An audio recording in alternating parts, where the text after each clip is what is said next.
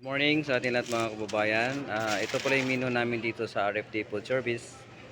Ito po yung fish fillet with sweet and sour sauce. Yan sarap. Saka ito naman yung beef Mongolian mga kabayan. Mayroong carrots na sidings na siya. Tsaka chicken inasal. Tsaka buttered vegetable mga kabayan. Ginataang kalabasa. At tsaka ginataang tambakol. Mayroon ding beef caldereta. Beef caldereta.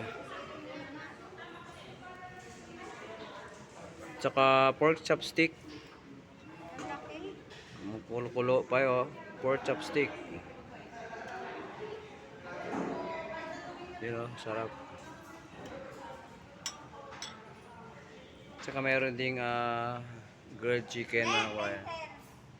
Pentel. Pagpalit mo dito, pentel. Yun lang mga kabayan ang menu namin. Thank you for watching.